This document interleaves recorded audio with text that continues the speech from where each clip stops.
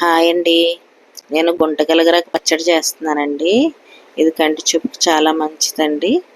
ఇది కొబ్బరి నూనెలో మరగబెట్టుకుంటే జుట్టుకి అప్లై చేసుకున్న తెల్ల నల్లబడుతుంది. చింతపండు నానబెట్టుకున్నానండి, 100 గ్రాముల చింతపండు. గుంటగలగరాకు కోసేసుకుని శుభ్రం కడిగి పక్కన పెట్టుకున్నానండి.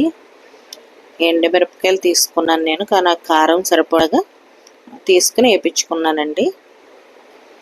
2 స్పూన్లు మినపప్పు, 2 స్పూన్లు ధనియాలు, 1 స్పూను జీలకర్ర, చిటికెడు మెంతులు వేసుకున్నానండి. శుభ్రంగా వేపేసుకుని అట్లని దోరగా ఎల్లుల్లిపాయలు కూడా వేసుకున్నానండి.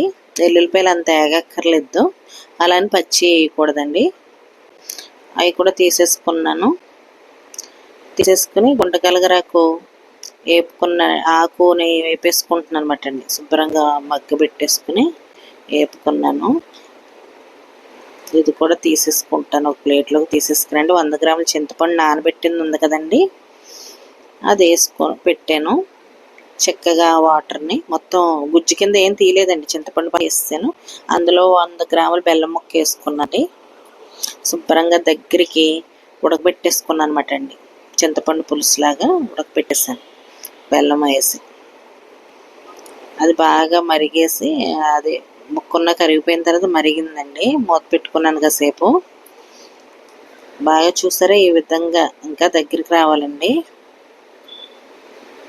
నేను అలా మధ్య మధ్యలో కలుపుకుంటూ ఉన్నాను. చూసారా, ఇలా దగ్గరికి వచ్చేసింది. ఇంకా గట్టిపడిపోద్దండి, ఆపేస్తున్నాను. చల్లారిన తర్వాత గట్టిపడిపోతుంది. నేను స్టవ్ ఆపేసుకున్నాను. ఇప్పుడు చూసారా, ఇవి 3 కలిపేసి మిక్సీ, ఫస్ట్ పప్పులు వేసండి మిక్సీ పట్టి, తర్వాత ఆకు కూడా వేసేసి తిప్పిన తర్వాత ఇది కూడా మొత్తం కలిపి పెట్టాను. పచ్చడి రెడీ అండి. అన్నంలో తినొచ్చు, దోశలో తినొచ్చు, చాలా బాగుంటుంది.